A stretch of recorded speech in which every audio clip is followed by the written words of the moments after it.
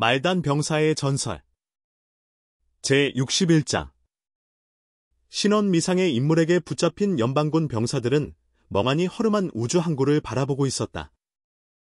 순찰함의 함장은 다행히 자선 내 병사들 대부분이 살아있다는 것을 확인하고는 일단 긴장을 누그러뜨린 채 주변을 살폈다. 이곳은 우주항이라 부르기엔 민망한 장소였다. 그냥 여러 척의 군함이 덜렁 주차된 평지, 그 이상도 이하도 아니었다. 함장은 우주복의 계측 장비를 통해 이 행성에 수분이 전혀 없다는 사실을 확인했다.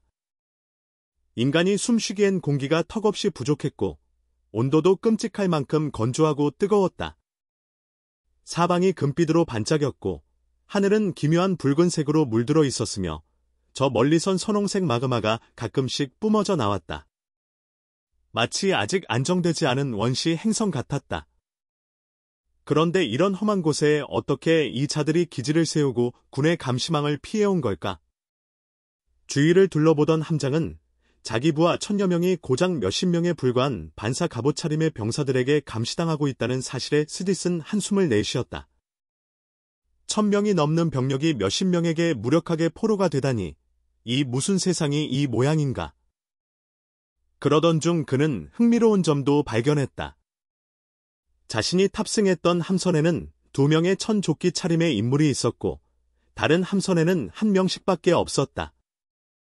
즉, 이 조끼 차림은 장교, 반사 갑옷 차림은 병사일 가능성이 높았다.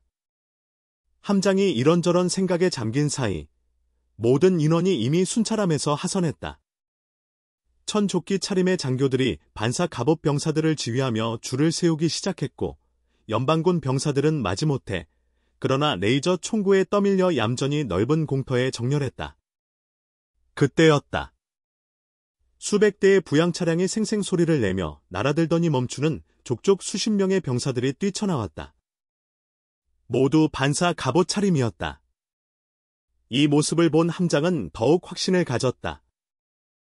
이들이 입은 갑옷과 해골투구는 자신의 우주복처럼 혹독한 환경에서도 활동할 수 있게 해주는 장비였다. 곧바로 이들 수천 명의 병사들은 5척의 순찰함을 완전히 에워쌌고 분주히 움직이며 함선 개조를 시작했다. 도구를 잔뜩 실어온 것을 보니 아마 군함을 전면 개조하려는 모양이었다. 함장은 저 멀리 있는 10여 척의 함선 중 일부가 예전에 실종된 5척이라는 확신도 들었다. 단지 외형이 워낙 변해버려 구분이 안 될 뿐이었다.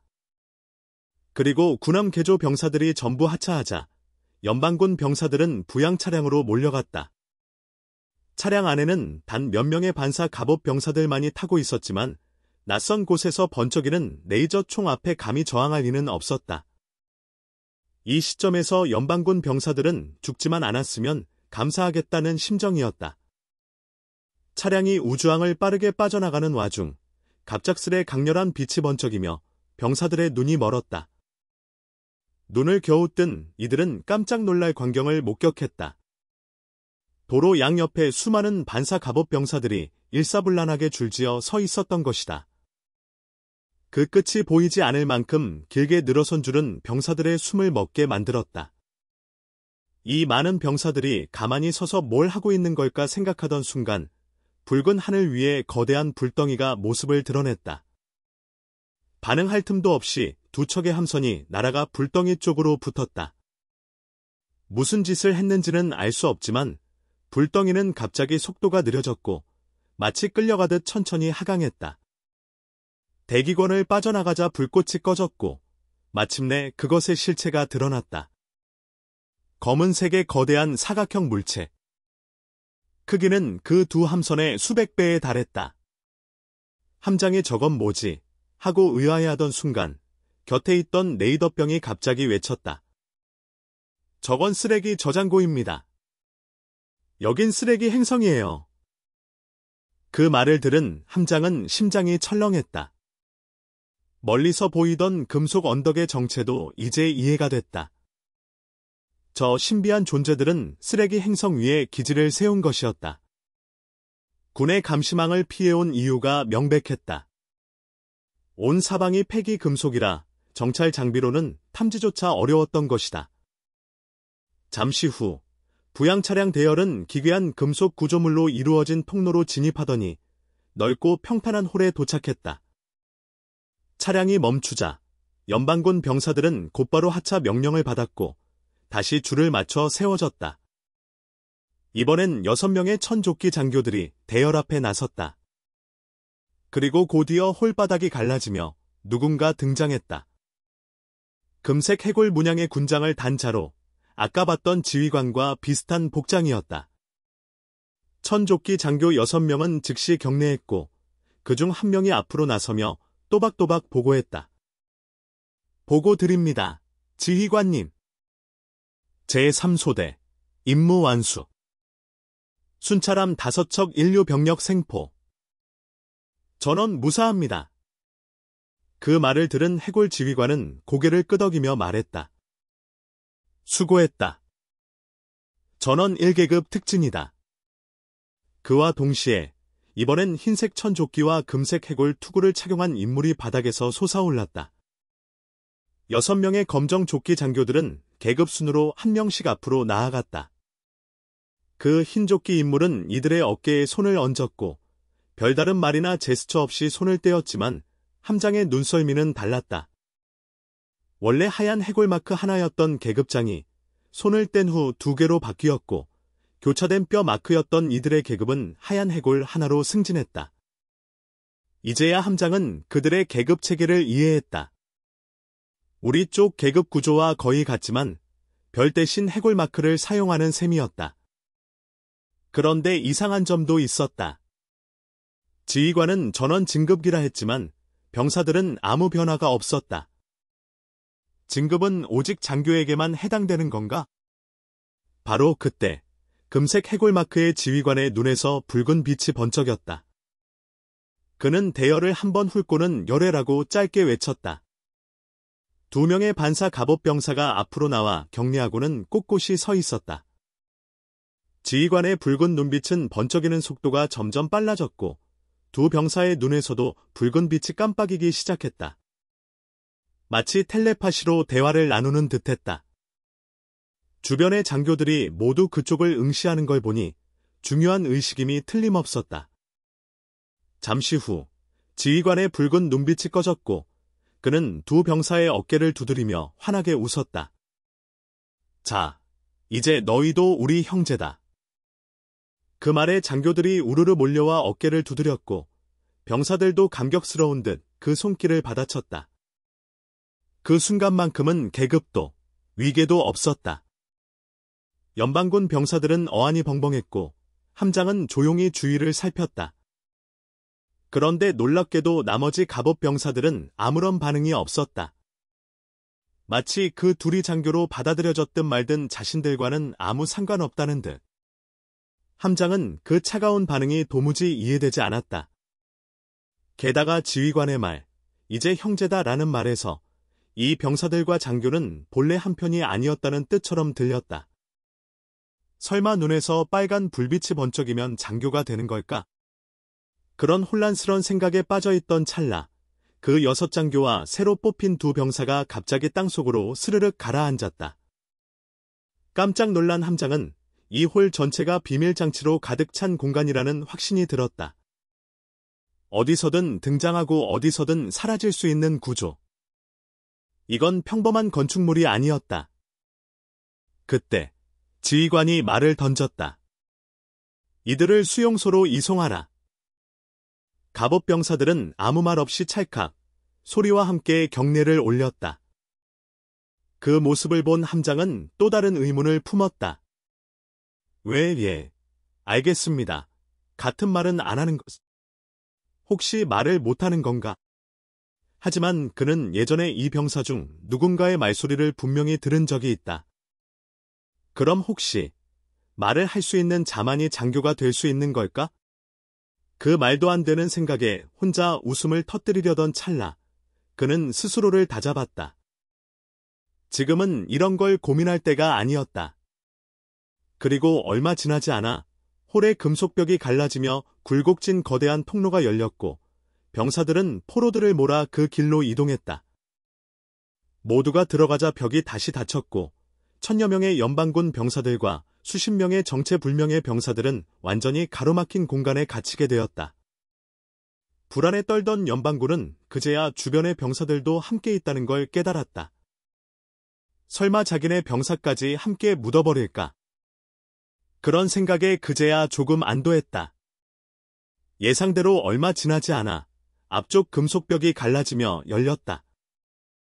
그 순간 연방군 병사들은 눈앞의 광경에 그만 입이 떡 벌어졌다.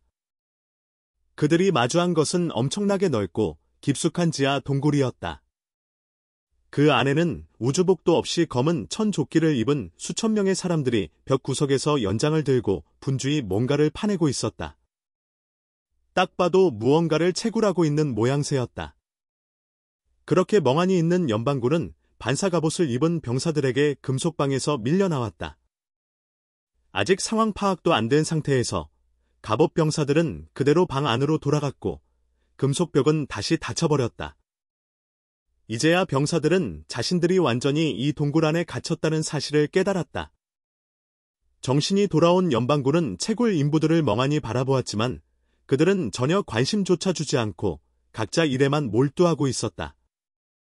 궁금증에 가까이 다가가려던 찰나, 저 멀리서 건장한 남자가 검은 돌덩이를 안고 이쪽으로 전속력으로 달려오고 있었다. 그 뒤를 삽과 곡괭이를 든 몇몇 남자들이 죽자고 쫓아오며 고함쳤다. 이 자식아! 그 광석 당장 내려놔! 안 그러면 널 죽일 거야. 손에 들고 있던 곡괭이를 휘두르며 위협했다. 그러자 그 건장한 사내는 크게 웃으며 외쳤다. 죽여보시지. 너희도 같이 묻히고 싶으면 말이야. 여기 규칙 잊었냐? 사람 다치게 하면 안 되는 거 몰라. 그 말에 뒤따르던 이들이 움찔한 건 확실했다. 정말 그 규칙이 있는 모양인지 누구 하나 손을 대지 못하고 그저 계속 고함을 지르며 뒤쫓았다. 망할 자식! 내가 연방군 소령이란 걸 잊었냐? 소령의 명령이다. 그 광석 당장 내려놔. 하지만 그 남자는 비웃음을 터뜨렸다. 소령. 내 소령 계급 따위 여기선 휴지 조각이야. 난 곧 나간다. 너 같은 놈은 평생 이 광산에서 죽도록 캐고 있으라고. 이 대화를 들은 연방군 병사들은 눈이 휘둥그레졌다. 저기 따라가는 이들 중에 연방군 소령이 있다고. 어이가 없을 정도였다. 돌을 들고 달리는 남자는 보기보다 빠르기도 했고 방향도 곧장 연방군 병사 쪽이었다. 그는 무섭게 소리쳤다. 비켜. 길 좀 더. 지금 나가는 길 막지 마라. 그 얼굴에 드러난 광기 어린 표정에 놀란 연방군 병사들은 서둘러 길을 열어주었다. 그 남자는 금속벽 앞으로 달려가더니 손바닥을 벽의 검은 부분에 대었다. 그러자 벽이 갈라지며 정사각형의 공간이 열렸다. 그는 조심스럽게 손에 들고 있던 검은 광석을 그 안에 넣었고 벽이 다시 천천히 닫혔다. 이 모든 걸 마친 그는 마치 로또에 당첨된 사람처럼 입꼬리를 올리고 그 자리를 떠났다. 반면 뒤따라온 몇몇 남자들은 시무룩한 얼굴로 돌아섰는데 앞에서 지켜보던 연방군 병사들은 뭔가 이상함을 감지했다. 분명 지는 상황인데 왜 그들의 얼굴엔 알 수 없는 미소가 번지고 있었던 걸까? 그들이 고개를 갸웃하는 사이 금속벽에서 기계 합성음이 흘러나왔다. 번호 5. 총 적재량 목표 달성. 목표 달성이라는 말이 떨어지자 그 남자는 하늘을 향해 고함을 질렀고 강풍처럼 달려 어디론가 사라졌다. 멍하니 그를 따라가던 연방군 병사들은 곧 그가 달려들어간 곳이 탈의실이란 것을 알게 되었다. 그제야 연방군 병사들은 이 지하 동굴 사방에 수백 개의 금속 문이 있고 그 옆에 각기 다른 명패가 붙어 있다는 걸 발견했다. 그 명패들엔 영양실, 휴게실, 도구실, 세척실, 탈의실 같은 글자가 적혀 있었다. 그 사내가 들어간 곳은 탈의실이었다. 그런데 더 기묘한 건 그 다음이었다. 주변에서 채굴 중이던 광부들이 모두 작업을 멈추고 그 남자가 들어간 탈의실을 묘한 눈빛으로 바라본 것이었다. 기대, 불안, 두려움. 그 감정이 뒤섞인 얼굴이었다. 도대체 저 안에 뭐가 있길래 저런 표정을 짓는 걸까? 아직 이 집단 수용소의 실체를 파악하지 못한 연방군이 고개를 갸웃거리고 있을 즈음 그 남자가 다시 모습을 드러냈다. 그리고 병사들은 또 한 번 놀랐다. 그가 입고 있는 것은 연방군의 우주복이었다. 저 사람, 연방군이잖아. 게다가 명령까지 어겨. 하지만 그는 전혀 거리낄 게 없는 표정이었다. 기분이 아주 좋아 보였다. 연방군 병사들을 보며 그가 시익 웃었다. 거기 있는 친구들, 멍하니 뭐해? 어서 옷 갈아입고 광석이나 캐야지. 그제야 함장이 앞으로 나섰다. 대충 분위기를 파악하긴 했지만 직접 물어보는 편이 낫겠다고 생각한 것이다. 절 실례합니다. 이곳이 정확히 어떤 곳인지 알 수 있을까요? 방금 광석 채굴이라는 말도 하셨는데. 그 남자는 두 손을 번쩍 흔들며 말했다. 아이고, 제발 장교님 같은 말은 하지 마세요. 전 그냥 준이입니다. 여기 규칙은 간단해요. 검은 광석을 만 근, 약 5톤, 캐면 나갈 수 있어요. 그 말을 들은 함장은 멍해졌다. 광석을 캐면 풀어준다고. 진짜로. 그는 입을 열어 반박하려 했지만 주변의 광부들이 묘하게 긴장한 표정으로 자신을 바라보는 걸 보고는 뭔가 말하면 안 될 것 같은 기분이 들었다. 대신 헬멧 장비를 확인하는 척하며 이 행성의 공기 상태를 체크하는 연기를 하고는 헬멧을 벗었다. 나는 목성방면 함대 소속 강진우 대위다. 혹시 어느 부대에서 오셨습니까? 여긴 얼마나 계셨고. 그제야 그 남자는 똑바로 경례를 올리며 외쳤다. 해골성 순찰함대 소속 이령민 준위입니다. 대위님께 경례. 예를 갖췄지만 말이 끝나자마자 손을 툭 내려버렸다. 진짜 재수 없었죠. 방금 간신히 나가게 됐습니다. 원래는 사관학교 막 졸업해서 첫 배치로 나왔다가 첫 번째 출항에서 바로 해골놈들한테 붙잡혀 여기로 끌려왔습니다. 여기서 한 달 채굴하다가 드디어 목표량 채워서 나가는 거예요. 이 말에 연방군 병사들은 모두 충격을 받은 듯 눈이 커졌다. 저 사람이 정말 인간이 맞는 걸까? 혼자서 단 한 달 만에 광석을 만 근이나 캐냈다니. 그 말인즉 하루에 300근, 약 150kg 이상을 캐야 한다는 소린데. 하지만 이령민의 우주복 아래로 부풀어 오른 울끈불끈한 근육을 보고는 조금 이해가 되기도 했다. 이 사람, 거의 인간 철퇴 수준이었다. 함장은 의문이 가시지 않은 얼굴로 물었다. 이령민 씨, 매일 그렇게 광석을 캐는 게 괜찮습니까? 피곤하지도 않으세요? 그리고 이 안은 어떻게 숨을 쉴 수 있는 거죠? 식사나 잠은 어떻게 해결합니까? 여기에 갇힌 사람들 전부 연방군 병사입니까? 이령민은 질문 폭탄의 순간 멍해졌다가 한참을 생각한 끝에 하나씩 답하기 시작했다. 여기 갇힌 사람은 전부 저희 순찰부대 병사들이에요. 숨 쉴 수 있는 건 공기 생성 장비가 있어서고요. 먹고 자는 건 저기 영양실이랑 휴게실 가보시면 알아요.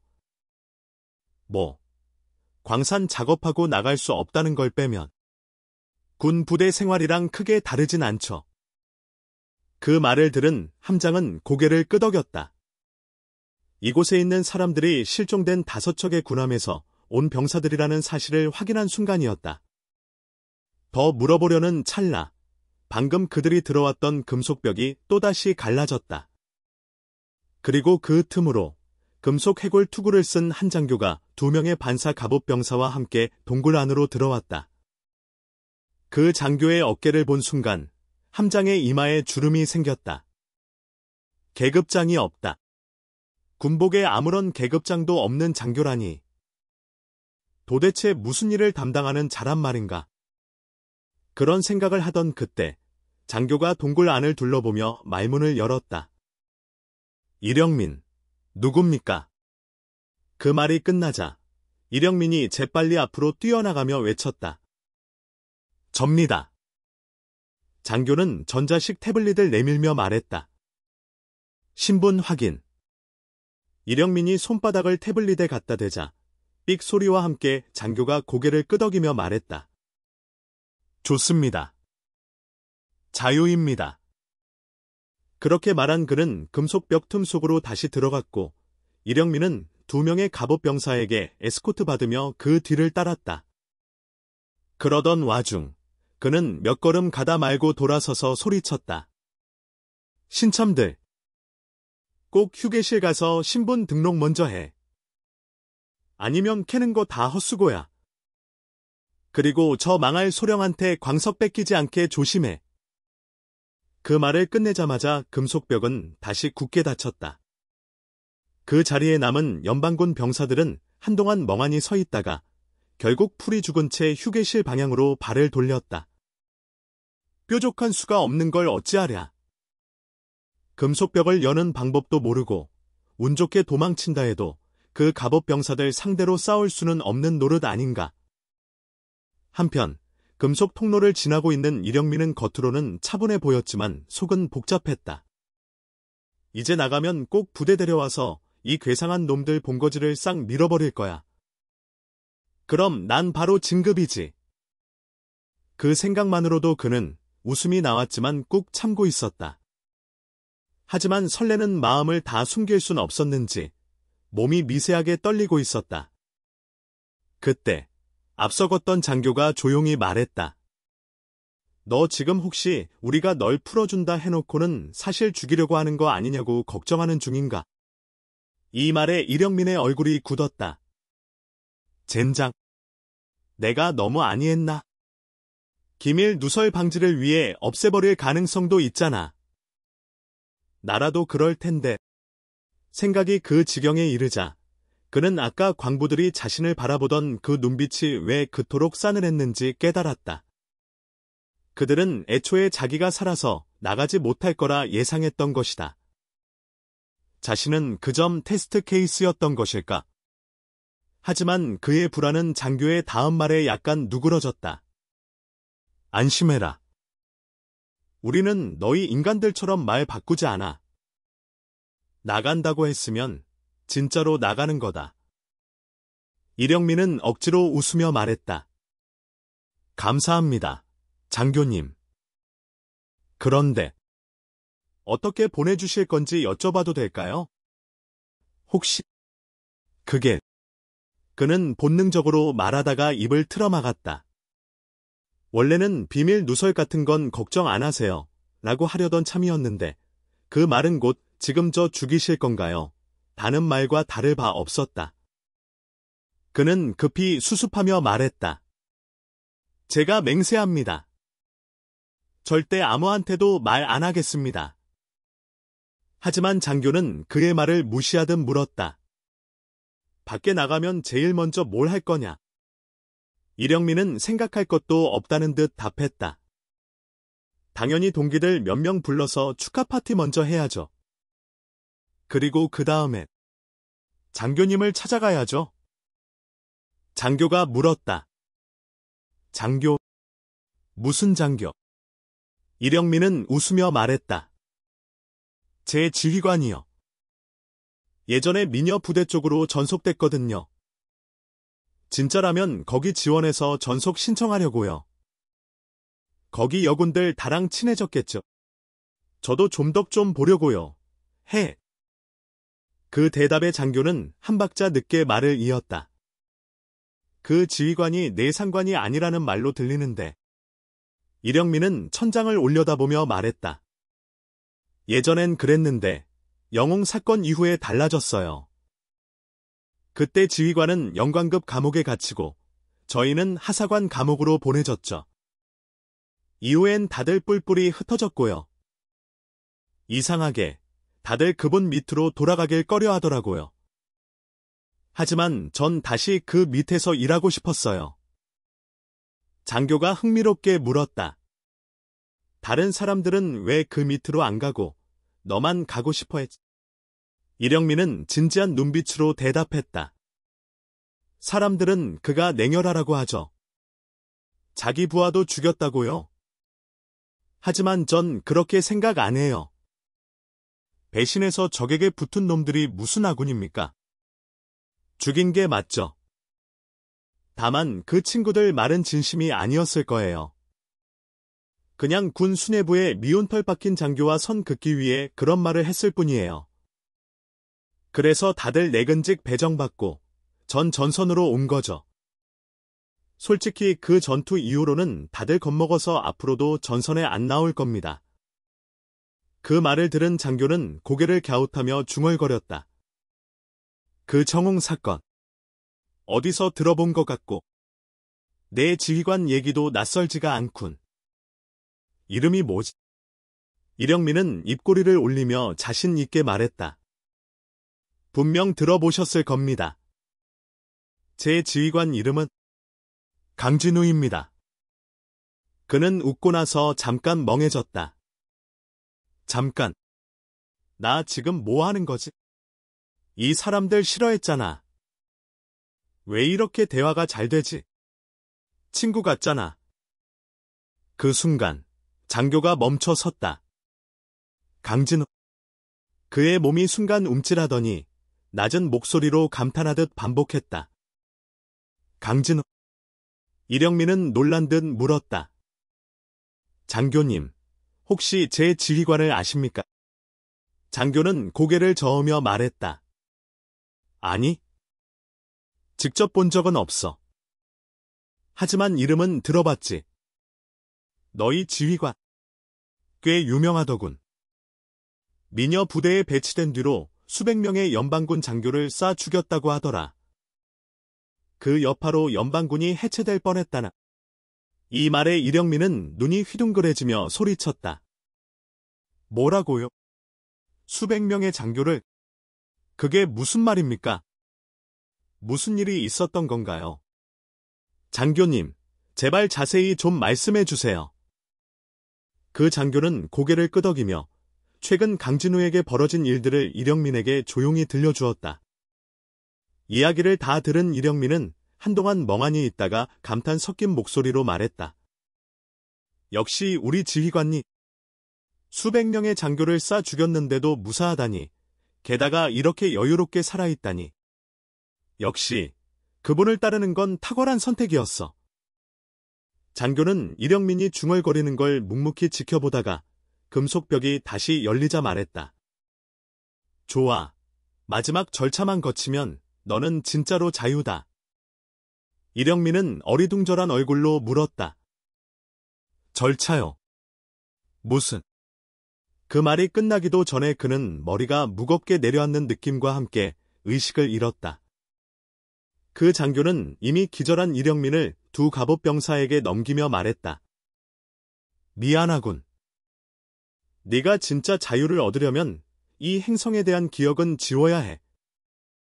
장교가 손짓하자 갑옷병사들이 이령민을 안고 밖으로 사라졌다.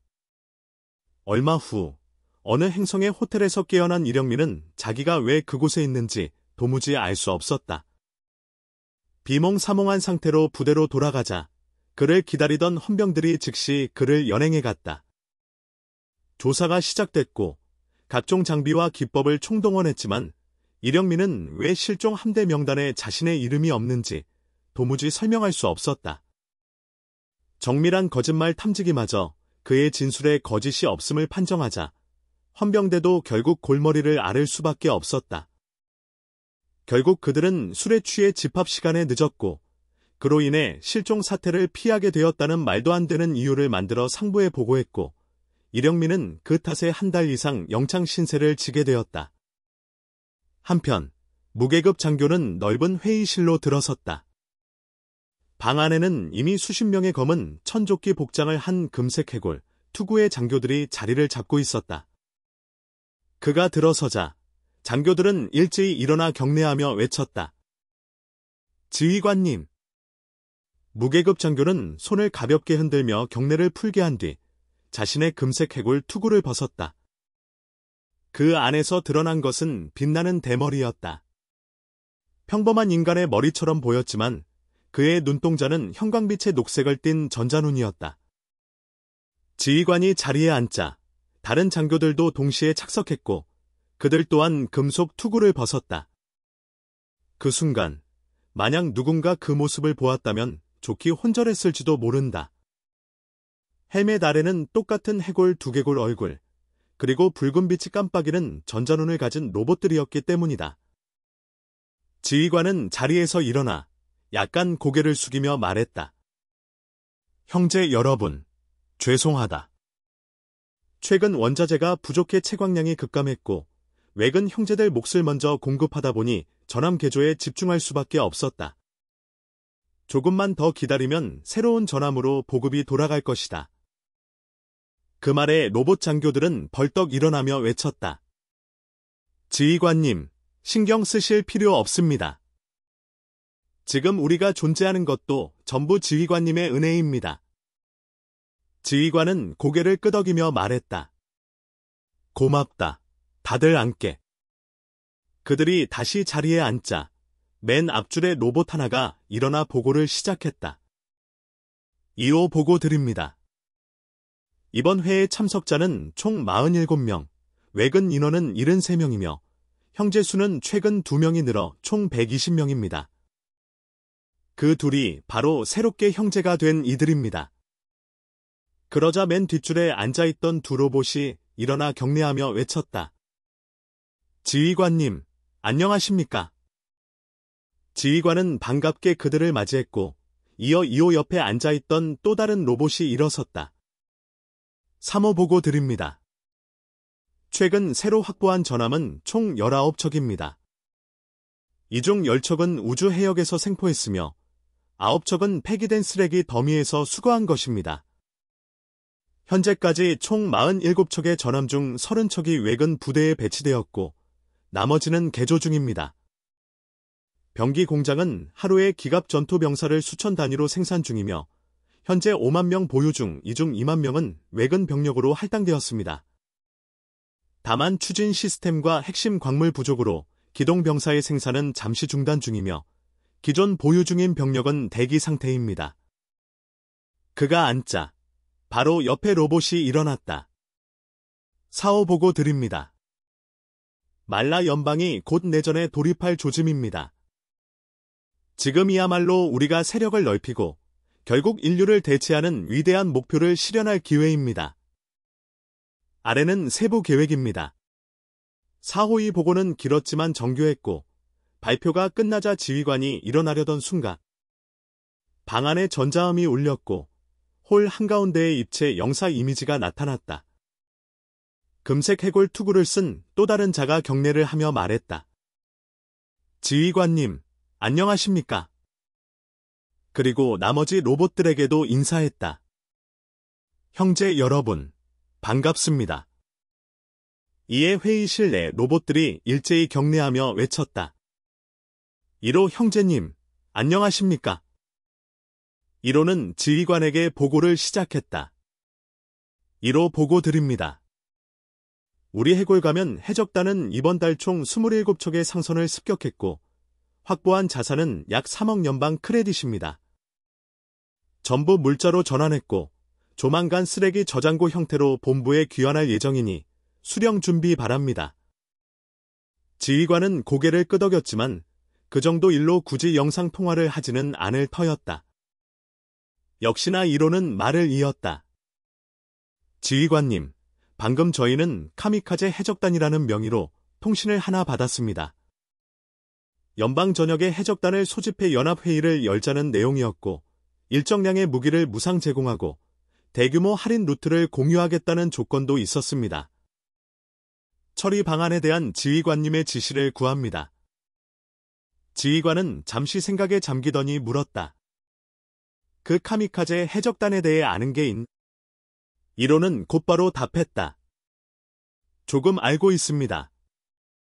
남방성계에서 활동하는 오래된 해적 조직이며 결성된 지 수십 년은 된 것으로 보입니다. 소문에 따르면 다양한 전함을 보유하고 있고 행정성 하나를 통제하고 있으며 거대한 소행성에 기지를 세운 것으로 알려져 있습니다. 하지만 그 위치나 정확한 규모는 외부에서는 전혀 파악되지 않고 있으며 전체 인원은 50만에서 60만 정도로 추정됩니다. 현재 존재하는 해적단 중 최대 세력을 자랑하는 곳입니다. 지휘관은 턱을 괴고 중얼거렸다. 남방 성계라. 그리고 로봇들에게 물었다. 너희 생각은 어떤가? 그러자 로봇들 사이에서 갑론을박이 벌어졌다. 봐. 해적들 연합이라니 의도가 수상해. 연방이 혼란스러운 틈을 타서 각 성계 약탈하고 세력 넓히려는 거겠지. 그게 뭐가 문제? 어차피 우린 인간들 스스로 자기 세상 무너뜨리게 유도하고 있잖아. 혼란은 곧 기회다. 맞아. 지금이야말로 자원이 풍부한 행성을 몇 개 점령할 절호의 기회야. 병기 공장만 제대로 돌면 전력이 기하급수적으로 증가할 텐데. 잠깐. 행성을 점령한다고. 그건 위험해. 우리가 존재를 드러내는 순간 인간들은 뭘 두고 싸우든 그 모든 걸 멈추고 우리를 공격할 거야. 그건 걱정 안 해도 돼. 가짜 피부만 뒤집었으면 인간들은 우리를 알아보지 못해. 하지만 가면 뒤에 숨는 건 재미없잖아. 인간들이 패권을 빼앗겼다는 걸 자기 눈으로 봐야지. 그럼 우리가 인간인 척하면서 전력을 쌓고 마지막 순간에 정체를 밝히는 거지. 그 순간 인간들은 어쩔 수 없이 울면서 무릎 꿇게 될걸. 그거다. 난 찬성.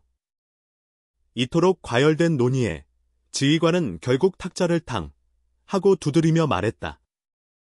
논점을 흐리지 말자. 지금은 카미카제 해적단 회의에 참석할지 여부만 정하면 된다. 순식간에 로봇들은 조용해졌고 이내 일제히 외쳤다. 지휘관님, 참석해야 한다고 생각합니다. 지휘관은 고개를 끄덕이며 명령을 내렸다. 좋아. 그쪽에 회신해라. 해골 가면 해적단은 참석할 예정이라고 전해라. 그리고 1호, 나도 직접 참석하고 싶다. 그때 와서 데려가라. 1호는 곧바로 격려하며 외쳤다. 명령을 받들겠습니다.